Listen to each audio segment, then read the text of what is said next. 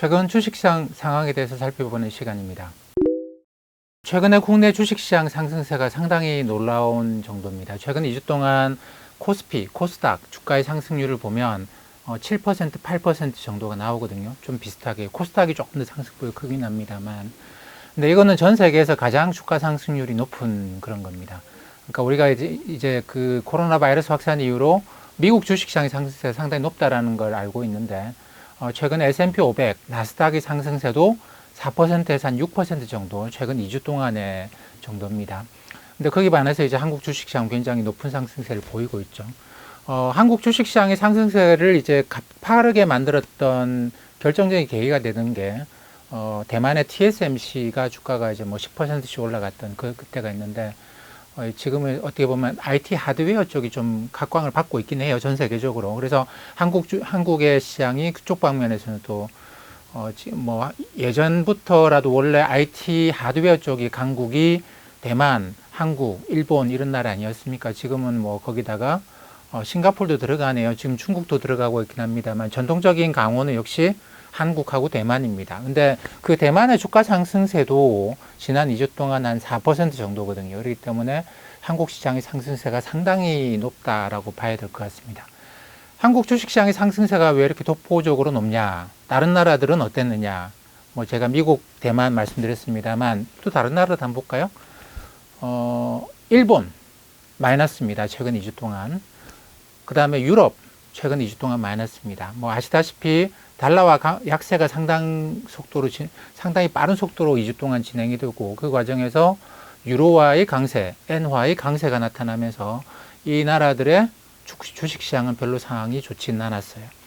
그리고 또 한 가지 우리가 주목해서 봐야 될 건데, 그동안 이제 거의 우리가 주목을 안 했던 게 신흥국가들입니다. 신흥국가들이 최근에 상황이 급격하게 나빠지고 있는데, 요거 오늘 중점적으로 말씀드릴 내용이긴 해요. 근데 어쨌든 뭐 이 나라들도 주가가 별로 안 좋죠. 그렇게 보면 뭐 중국도 최근에 주가가 올라가는 건 없습니다. 그렇게 보면 전 세계에서 올라가는 나라가 미국, 대만, 한국 이 정도인데, 그 중에서도 가장 한국의 상승세가 높다 이렇게 봐야 될 것 같습니다. 그럼 왜 한국의 상승세가 이렇게 높으냐에 대해서는 한 두 가지 정도로 생각을 해볼 수가 있겠는데, 한 가지는 공매도 금지, 이거 연장하는 것 같다, 그런 의견들이 꽤 많죠.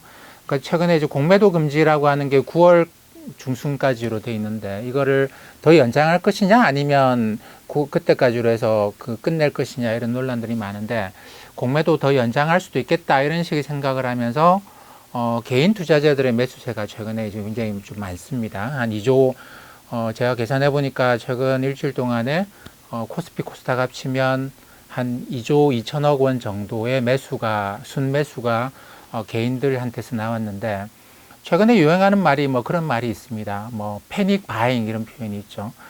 아무래도 이거 안 되겠다, 사야 되겠다, 그동안 좀 기다리고 있었는데 안 되겠다, 사야 되겠다, 이런 거. 그 다음에 또 거의 비슷한 패닉 바잉이란 것과 거의 비슷한 의미로 좀 쓰이는 게 FOMO라고 해가지고 FOMO라고 하는 걸 이야기를 하죠. 뭐 그 크루그만 교수가 그런 표현을 많이 쓰는데, Fear of Missing Out.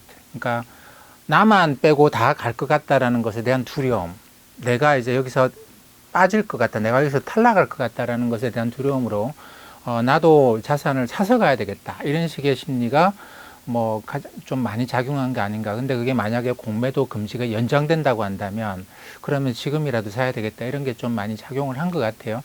그리고 또 펀더멘탈하고 보면 최근에 한국 기업들이 2분기 실적을 내고 있는데, 많이들 걱정했습니다만 걱정했던 것보다는 굉장히 좋아요. 굉장히 좋습니다. 그 정부에서도 경기가 2분기에 바닥을 짚고 올라가고 있다라고 경기 판단을 할 정도로 최근에 기업들의 실적이 상당히 좋습니다. 근데 요거는 뭐 분기 실적이기 때문에 요건 조금 주의 깊게 봐야 돼요. 왜냐하면 전 세계적으로 2분기가 3월, 4월 중순 정도가 바닥을 짚고 경기가 개선되고 있었기 때문에, 우리나라 2분기 데이터라고 하는 거는 4월, 5월, 6월 아닙니까? 그러니까 5월하고 6월은 전 세계적으로 경기가 이제 좀 가파르게 올라가고 있었던 시기거든요. 근데 그게 다시 지금 둔화가 되고 있기 때문에, 지난 2분기 실적에서 우리나라 기업들이 뭐 그래도 지난 2분기보다, 작년 2분기보다는 좀 마이너스긴 한데, 뭐 아주 조금만 마이너스인 정도예요. 그러다 보니까 생각했던 것보다 기업 실적이 굉장히 좋다. 그리고 유동성이 이렇게 많은데 정부는 계속 주가 부양을 위해서 노력하고 있고, 뭐 이러다 보니까 이게 주식, 그 다음에 공매도 금지가 연장되지 않겠는가 이런 기대 때문에 주가가 상당히 좀 가파른 속도로 올라갔다라고 봐야 될 것 같습니다. 근데 뭐 국내 요인으로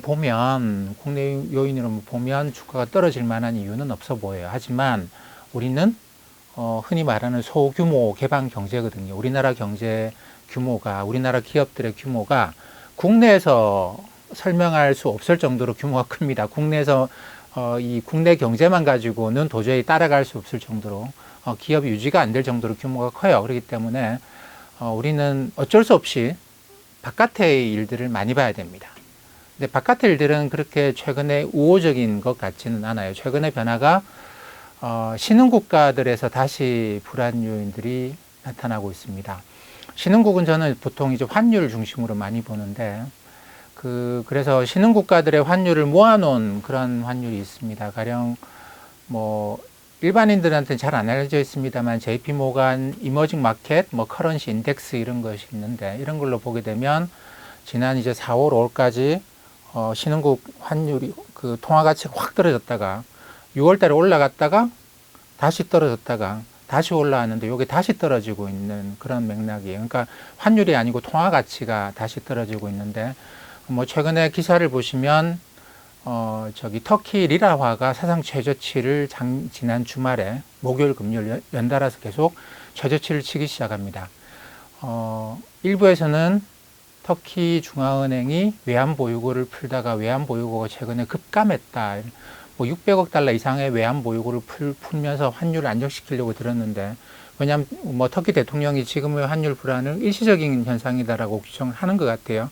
그러다 보니까 이제 외환보유고를 풀어서 환율을 안정시키려고 하는데 안정이 안 되고 터키 리라화 환율이 계속 사상 최고치로 올라가는 것이죠. 이유는 터키에서 다시 이제 바이러스 확산세가 빨라지고 있는 그런 상황입니다.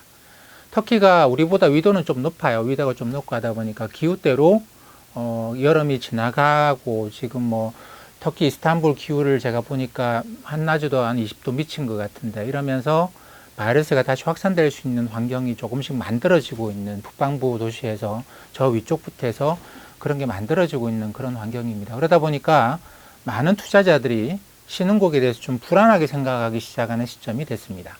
거기다가 지난주에 미국 정부가 뭐 틱톡에 대해서 이제 미국 기업들과 미국 거주자가 틱톡하고 이제 거래하는 걸 막아버렸죠. 거기다가 위챗하고 거래하는 것도 막아버렸습니다. 사용을 못하게 금지를 시켰죠. 대통령이 행정명령으로. 이런 일들을 보면서 글로벌 투자자들이 신흥국에 대해서 위험하다라고 느끼기 시작을 했습니다. 중국뿐만 아니라 이게 이제 여러 나라에 걸쳐가지고 미국이 저런 식으로 나오기 시작하면 신흥국 경제가 제대로 돌아갈까에 대해서 우려하기 시작을 한 것이죠. 그러면서 이제 지난주 후반부터 이 틱톡, 위챗 행정명령 이후로, 그러니까 이제 대표적인 신흥국가들, 중국이야 워낙 큰 나라고 미국하고 맞서고 있는 나라이기 때문에 중국의 환율 불안이라고 하는 것은 아직까지 나타나지 않습니다만, 뭐 큰 신흥국이라고 하면 우리가 보통 이제 러시아 루블화, 그 다음에 이제 멕시코 페소도 지금 좀 불안정한 상황으로 가고 있고요. 그 다음에 남아프리카 공화국의 란트화 이런 것들, 그 다음에 인도네시아 루피아 뭐 이런 환율들, 그 다음에 브라질 헤알 이런 환율이 좀 올라가는 상황이 발생하고 있습니다. 요거는 뭐 바이러스의 확산에 대한 북방부에서 가을에 들어가면서 바이러스가 다시 확산되지 않겠는가 좀 지켜봐야 되겠다. 추이를 좀 지켜봐야 되겠다. 기다리자. 이런 심리가 좀 작용을 하는 것 같고, 또 한 가지는 미국하고 중국의 갈등이 갈수록 심해져 가거든요. 그 과정에서 이게 신흥국가들이 경제 성장하기 어렵지 않겠는가, 이런 우려가 작용하면서 외국인들이 돈을 빼는 움직임이 좀 나타나고 있는 것 같아요. 그러니까 뭐 지난 봄에 바이러스가 굉장히 급격하게 확산되다가 여름에 걸쳐서는 바이러스가 뭐 확산이 안 된 건 아닙니다만 이게 중증 환자가 거의 발생을 안 했거든요. 사망률을 보게 되면 사망자가 그렇게 증가하지 않고 사망률은 계속 떨어졌어요. 이 때문에 어떻게 보면 낙관적으로 보시는 분들은 이 정도 사망률이면, 물론 사망률이 굉장히 높긴 합니다만, 이 정도 사망률이면 거기다가 뭐 치료약이 불안전하지만 좀 나오고 백신이 좀 나오면 그냥 이렇게 살아갈 수도 있는 거 아닌가라는 낙관론도 가질 수가 있는데, 지금 이제 국방부에서 가을에 들어가고 있는데 그렇게 뚜렷한 백신이 아직까지 나와 있는 상태는 아닙니다. 그렇기 때문에 다시 우리가 바이러스 확산에 대해서 조금 걱정을 하게 되는 그런 시점에 들어가 있고, 여기에 미국과 중국 사이의 갈등이 다시 점화가 되고 있는데, 지금 이게 가장 최고조냐? 그건 아니고, 미국의 앞으로 대통령 선거를 생각해 보면 지금 이게 시작 단계라고 보는 게 맞는 것 같아요. 거기다가 또 한 가지는 미국 의회에서 지금 추가적인 경기 부양책을 두고 민주당하고 공화당 사이에 갈등이 심합니다. 그래서 오늘은 뭐 신흥국 이야기 한 가지 말씀드렸고, 또 한 가지는 지금 미국에서 이야기되고 있는 부양책, 뭐 여기 대해서도 한 가지 말씀을 드려야 될 것 같아요. 이 내용에 대해서 좀 말씀을 드려야 될 것 같습니다. 지난 봄에서부터 해가지고 지금 뭐 4차까지 미국 의회가 돈 써도 좋다라고 해서 경기 부양책을 계속 써왔죠. 근데 이게 다 7월까지 끝나는데, 이 중에서 가장 핵심이 되는 게 뭐냐면, 주당 600달러씩 실업자들한테 연방 정부가 주당 600달러씩을 더 주는 프로그램이 있었습니다. 이게 연방 정부가 주는 실업급여예요. 특별 실업급여인데 어떤 조건을 만족하면 이걸 주는 그런 프로그램입니다. 근데 요게 7월 말까지로 해서 끝났거든요. 일몰 됐는데, 이걸 의회에서 새로 이제 연장을 하자라고 하는데, 민주당은 그대로 연장하자라는 입장이고, 공화당은 이거 깎자. 이런 상태로 계속 가면 사람들이 취업을 하려고 하겠느냐, 경제활동을 안 하려고 하지 않겠느냐. 그러니까 요거 깎고 오히려 취업하면 축하금을 주는 방식으로 바꾸면 어떻겠느냐.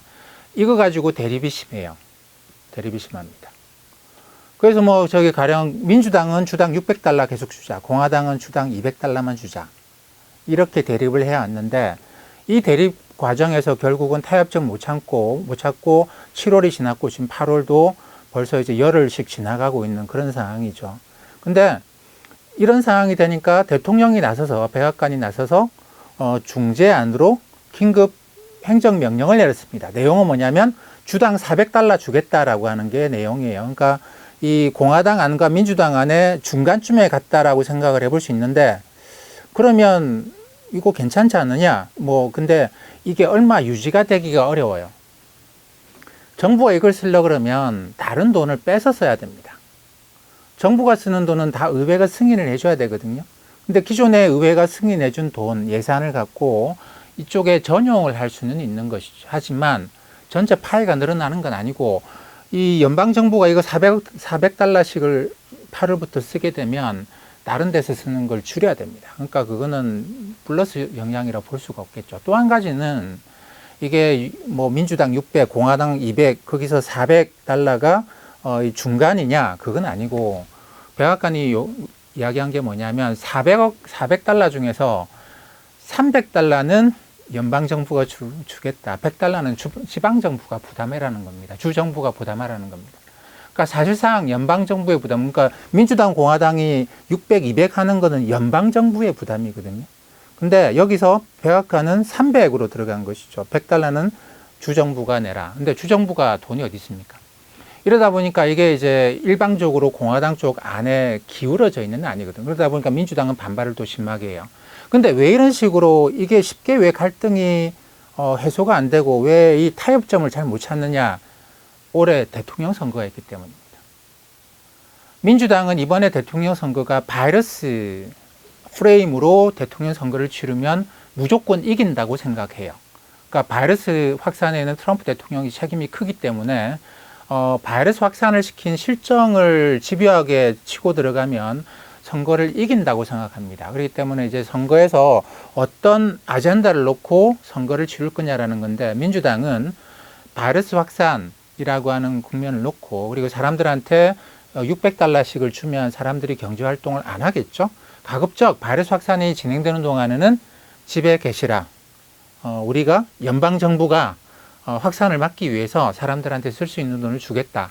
이렇게 해서 선거를 치르려고 하는 게 민주당의 생각이고요. 근데 공화당은 바이러스 프레임을 갖고는 이번 선거에서 이기지 못한다는 거 확실하거든요. 그렇기 때문에 공화당의 전략은 중국하고 누가 잘 싸울 것 같으냐. 바이든 후보가 잘 싸우겠냐, 트럼프 대통령이 잘 싸우겠냐 이겁니다. 거기다가 바이든 후보는 트럼프 대통령보다 나이가 한 4살인가 많거든요. 그렇기 때문에 이제 트럼프 대통령은 집요하게 바이든 후보는 대통령이 되더라도 중국과 잘 싸우지 못한다. 근데 미국 사람들의 70% 이상이 최근에 설문조사를 해보니까 중국에 대해서는 좀 비우호적인 상황이에요. 비우호적인 상황입니다. 그러다 보니까 공화당 트럼프 대통령으로서는 그러니까 중국하고 누가 잘 싸울 것 같냐? 당연히 지금 현재 대통령 트럼프 대통령이 잘 싸우지 않겠느냐? 나를 찍어달라라는 겁니다. 근데 그렇게 하려 그러면 거기다가 공화당은 또 그런 게 있죠. 공화당은 돈을 마구 쓰는 그런 곳이 아닙니다. 그때 마구라고 하는 것의 의미가 좀 제가 잘못 말씀드린 것일 수도 있는데 돈을 어디다 쓸 거냐라는 부분에서 공화당은 감세를 우선시하죠. 민주당은 재정 지출을 우선시하고요. 공화당의 감세는 뭐냐면 감세를 하게 되면 아무래도 소득이 많은 사람들이 혜택을 많이 가져갑니다. 왜 이렇게 하느냐? 이렇게 하면 이 소득이 많은 사람들이 돈이 더 생기잖아요. 그럼 이 사람들이 이미 소비할 건 다 소비하고 있었고 더 생긴 돈으로 소비를 하는 게 아니고 투자를 하게 된다는 거예요. 그러면 기업에 이제 투자가 늘어나고 고용이 증가하고 경제 활동이 늘어나게 되면 이 저소득층도 고용으로 혜택을 입지 않겠는가라고 하는 것이 공화당의 생각이죠. 근데 민주당의 생각은 다릅니다. 흔히 말하는 낙수 효과 잘 없다. 그렇기 때문에 저소득층한테 직접 사회복지 이런 혜택을 제공하는 것이 경제적으로도 훨씬 더 성장에 유리하다. 이건데 미국은 지난 200 몇십 년간 역사에서 이 양쪽이 계속 한 번씩 오고 가면서 또는 수십 년 동안 한쪽 정책 중심으로 가면서 이 양자가 계속 왔다 갔다 시소 게임처럼 왔다 갔다 하면서 미국 경제에 꾸준한 성장을 이끌어왔다고 저는 생각을 하는데 어쨌든 지금 이 선거를 딱 앞두고 이 국면에서는 양자가 충돌을 하는 것이죠. 민주당으로서는 경제활동을 재개시키는 것보다 그런 바이러스 확산이 더 심하니까 그냥 경제활동을 최소화시키면서 돈을 주고 연방정부가 돈을 주고 선거를 치르자라는 입장이고 공화당은 아니다. 경제활동을 최대한 하고 그리고 중국 어떻게 우리가 중국을 상대할 것이냐 이런 프레임으로 선거를 치르자라는 생각입니다. 그러니까 양쪽이 합의해서 뭔가 합의안을 만들어내기에는 그렇게 되면 이 선거 프레임에서 양쪽이 이제 표 계산을 해보면 민주당으로서는 받아들이기가 좀 쉽지 않은 그런 표 계산이 있는 거죠. 가령 경제활동을 늘리자 이거 연방 정부가 주는 돈을 줄이고 경제 활동을 늘리자라는데 민주당이 합의하고 나면 10월 달에 가서 바이러스가 확산이 다시 될 때 민주당도 그 책임을 져야 되는 거거든요. 그렇기 때문에 이게 이제 다른 상황이었으면 다른 시기였으면 이번 민주당과 공화당 합의가 좀 쉽게 일어났을 거예요. 근데 지금 이제 협상 시한을 이게 7월 말까지로 원래 예정하고 있었는데 열흘까지 끌고 가고 있는 거는 양쪽이 이번 11월 선거를 앞두고 이게 표 계산을 해보니까 합의가 그렇게 쉽지는 않더라라는 것입니다. 그렇기 때문에 물론 정치라는 건 그렇습니다. 정치라고 하는 거는 제가 이런 식으로 말씀을 드리긴 합니다만 어떤 식으로도 합의를 또 만들어낼 거예요. 그게 정치이기 때문에. 근데 과거에 이제 합의를 못 만들었던 사례가 있긴 있습니다. 그게 2008년에 리만 브라더스가 파산을 했죠. 8월 달에 파산을 하면서 그때 근데 그 리만 브라더스가 부도가 난다라고 해서 주가가 그렇게 폭락한 건 아니었어요.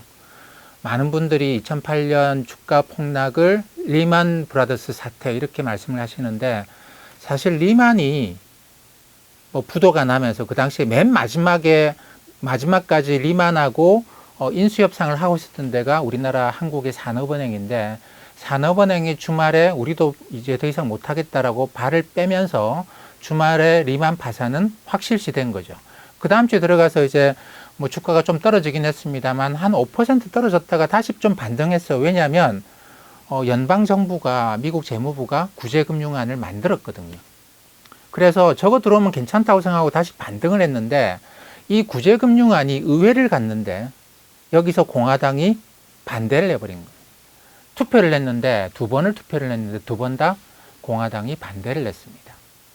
그러면서부터 어떤 일이 생겼느냐면 이게 무질서한 파산이 발생을 하는 것이죠. 사실 부도라고 하는 것도 그렇습니다. 질서 있는 부도는 이게 채권 채무 관계를 정리하고 시간을 좀 두고 하기 때문에 경제에 그렇게 충격을 주는 건 아니에요. 근데 이게 이제 뭐 정부가 지원금이 안 들어오는 상황이면 한꺼번에 그냥 다 자산을 쪼개야 되는데, 이거는 그러면 리만이 갖고 있던 포트폴리오 자산들이 가격이 폭락을 하겠죠. 그러면 사실 건질 게 없어요. 결국 리만은 이제 다 정리하고 나니까 몇 년 지나서 보니까 한 15%, 10%에서 한 15% 정도가 남았거든요. 근데 만약에 그 시점에서 무질서하게 정리하려고 들었으면 리만은 하나도 안 남았고 자산 가치가 폭락을 했을 거니까. 그래서 이제 이 부도라고 하는 것도 질서 있게 가느냐 아니냐가 중요한 건데, 당시에 의회에서 정부가 마련한 구제금융안을 의회에서 받아들이지 않으면서 그때부터 주가가 대폭락을 했다라고 볼 수가 있습니다. 그래서 이번에도 사실 사람들은 지켜보는 거죠. 그리고 예전에 그런 나쁜 사례가 있기 때문에 뭐 공화당, 민주당 결국은 합의를 하지 않겠는가, 그리고 합의를 하지 않겠는가 생각을 해야 됩니다만, 이게 얼마나 시간을 끌 것인가도 고민을 해야 됩니다. 그래서 그 최근의 상황을 보게 되면 이제 주식시장에 조금 부담스러운 요인들이 발생을 했어요. 미국의 경기 지표는 뭐 좋은 것도 있고 나쁜 것도 있고 왔다 갔다 하는데, 미국의 의회가 그러니까 지원안, 추가 경기 부양안을 통과시킬 수 있겠는가, 언제 할 것인가, 이런 문제가 하나 있고, 바이러스가 다시 확산되고 그 다음에 미국이 중국과의 갈등이 심화가 되면서, 거기에다가 선거철이 되면 이번 8월 24일, 27일 이 정도가 아마 공화당 전당대회일 건데, 트럼프 대통령이 공화당의 이제 대통령 후보로 그 추대되고 나면 그때부터는 트럼프 대통령이 중국에 대한 공격이 훨씬 더 강화될 거거든요. 지금은 대통령이지만 그때가 되면 자기 대통령 후보예요. 그래서 지금은 할 수 있는 것만 하는데, 그때가 되면 내가 다음 대통령이 재선이 되면 중국한테 이렇게 하겠다라고 훨씬 더 강한 걸 꺼내기 시작할 겁니다. 그러다 보니까 신흥국에서 이게 이제 신흥국에 투자하던 사람들이 돈을 빼는 움직임들이 나타나고 있는, 요게 좀 불안정한 요인이다라고 보셔야 되지 않겠는가 싶습니다. 뭐 전반적으로 이러다 보니까 뭐 유럽의 주가도 유로화 강세 때문에 주가가 떨어지고 이러다 보니까 달러 약세가 힘을 못 받아요. 이게 유럽이 유로화 강세로 가도 유럽의 주가가 올라가주면, 야, 강세로 더 가도 되겠네, 괜찮네, 유럽 경제도 좋고, 그러면 유로화 강세 더 가자, 이렇게 하면 달러 약세가 더 갈 건데, 유럽이 받아주질 못하는 거죠. 일본도 받아주질 못해요. 달러 약세를 유로화 강세, 엔화 강세가 받아주면서 유럽 주가, 일본 주가 올라가주면 달러 약세가 더 가고 할 건데, 이쪽이 받아주질 못하기 때문에 달러 약세가 지금 멈춰버린 그런 상황입니다. 그러다 보니까 금값, 은값 뭐 이런 것들도 이제 커머디티 가격도 전반적으로 지금 좀 조정 국면에 들어가 있는데, 이게 보시면 그 달러 약세가 또 진행되기가 그렇게 쉬운 것만은 아닙니다. 왜냐하면 이 달러 약세라고 하는 것도 그 다리 뻗을 곳을 보고 눕는다고 하는데, 외환시장도 마찬가지죠. 받아줄 수 있어야지만 달러 약세 가는 거지, 그냥 무조건 가는 건 아니거든요. 그런 상황으로 보게 되면 달러 약세가 이게 좀 멈출 것 같다. 물론 뭐 상황이 지나서 또 달라질 수도 있습니다만 지금 좀 멈춘 것 같다. 그렇게 보면 커머더티의 강세도 일단 진정됐다, 조정 국면으로 들어갔다라고 봐야 될 것 같고, 주식시장도 신흥국의 문제, 여기서 이제 뭐 물론 우리가 미국의 그 의회에서 이 승인을 언제 하는가를 봐야 되겠습니다만, 주식시장도 좀 조정 국면에 들어간다고 봐야 되지 않겠는가라고 예상을 합니다.